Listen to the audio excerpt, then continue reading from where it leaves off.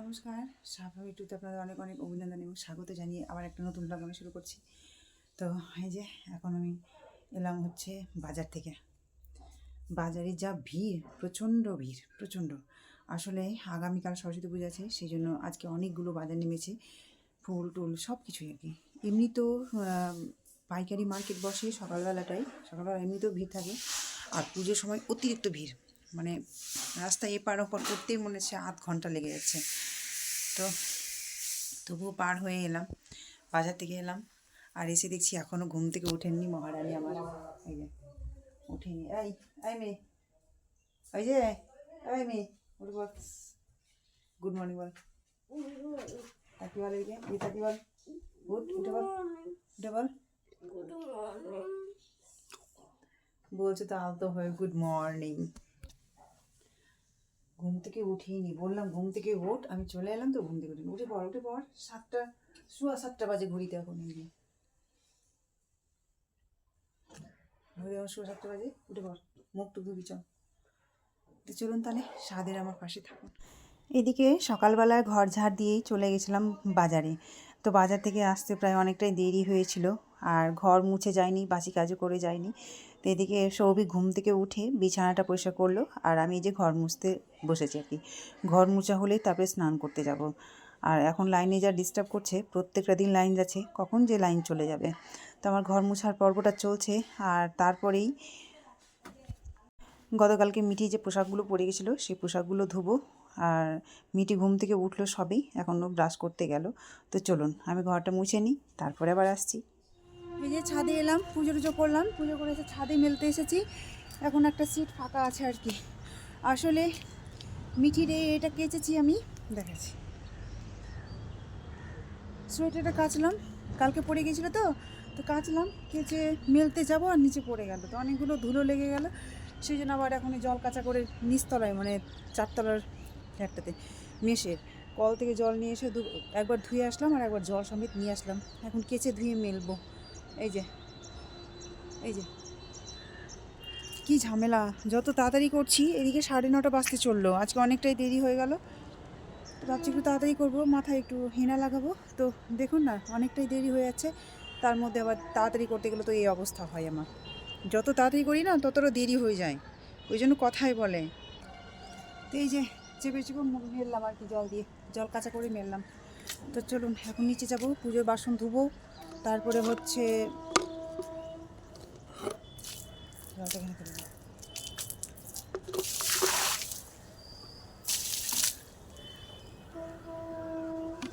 পুজোর বাসন ধুবো, চা গরম করে খাবো, তারপরে রান্না জোগাড় করবো, ডাল বসাবো, অনেক কাজ আছে এখন, অনেকটা কাজ।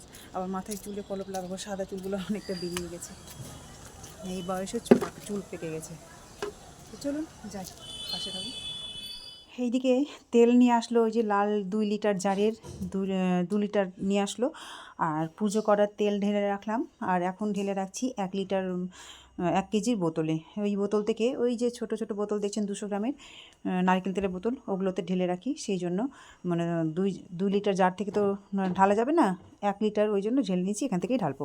এদিকে রান্নাবান্না কমপ্লিট হয়ে এসেছে, ডালটা এখন ছুকলাম, তেলে দিলাম আর কি। আর যাব হচ্ছে বাড়ি ভাড়াটা দিতে, মিঠির টিউশনের বেতনটা দিলাম, ঘর ভাড়া দেব, আর সৌভিকের বেতনও দিয়ে দিচ্ছি আমি। সৌভিক 4টা বেতন আজকে দিয়ে দিল।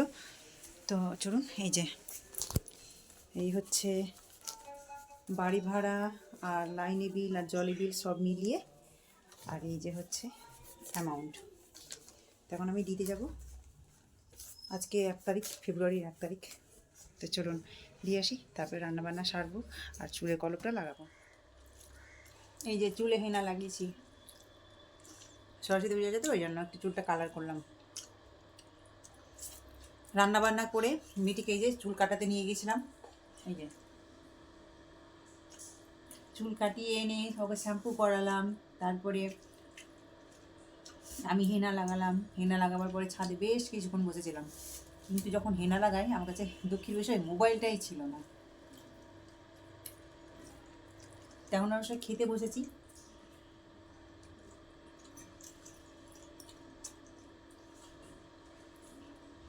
ওই চুল কেটে ভালো লাগছে না, ওই চুল কাটতে চাইবে না। সামনে চুলগুলো একটু ছোট করেছি, ভালো লাগছে দেখতে। কালকে সরস্বতী পুজো আছে, সাজুগুজু করবে তো ভালো লাগবে তো না। চুল কাটতে যেতে চাই না, জোর করে নিয়ে গেছিলাম, এসে স্নান করালাম ওকে, শ্যাম্পু করলো, তারপরে কন্ডিশনার দিল, অনেকক্ষণ লেগেছে চুল কাটতে। চুলগুলো স্ট্রেট করলো, ওর হাত দিয়ে চিরুনি দিয়ে স্ট্রেট করলো, কীভাবে কি জানি না। তো এই যে এখন সবাই আমরা খেতে বসেছি।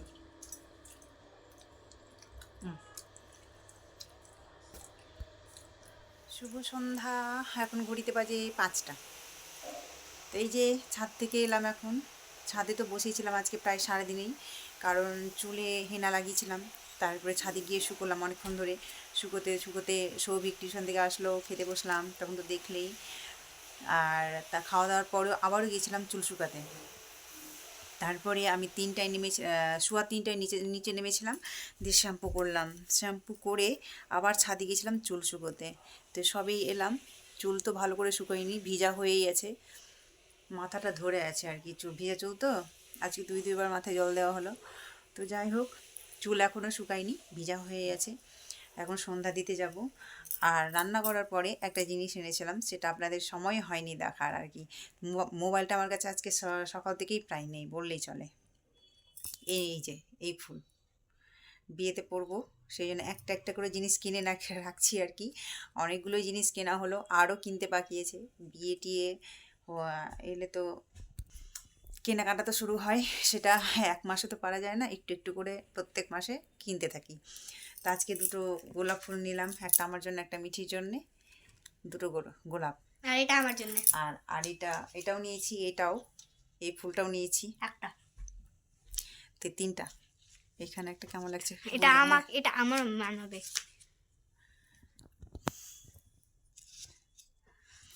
কেমন লাগছে? আমাকে নকল চুল কিনে দিবা? ও মা। তো যাই হোক, এইটা একটা নিলাম, এটা হচ্ছে শোলার বোধ হয়। আর এটা গোলাপ নিয়েছি, থাকছে না, কাটা তো।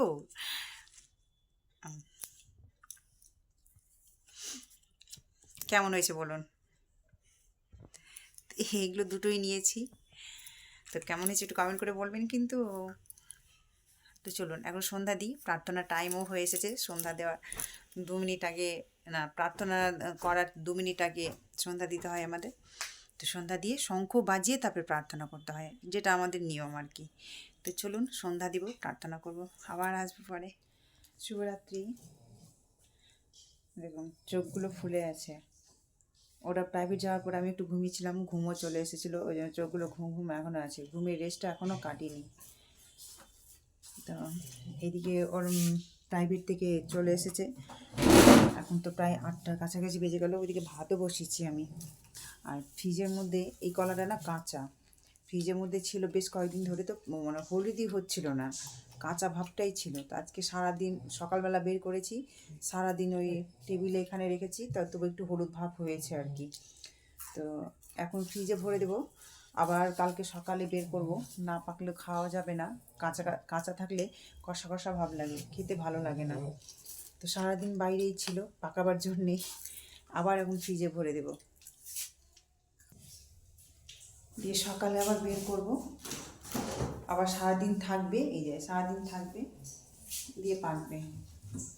এই যে ফ্রিজের মধ্যে সবুজ ভাব থেকে যাচ্ছে, যেমনকার তেমনই থাকছে, পাকছে না, বেশ কয়েকদিন থেকে আছে।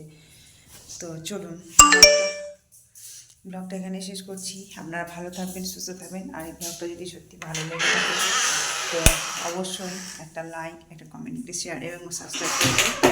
তো আজকের মতো টাটা, আবার আগামীকাল আর একটা নতুন ব্লগ নিয়ে আসবো। তাহলে সবাই ভালো থাকবেন, সুস্থ থাকবেন এবং সাবধানে থাকবেন। তো চলুন,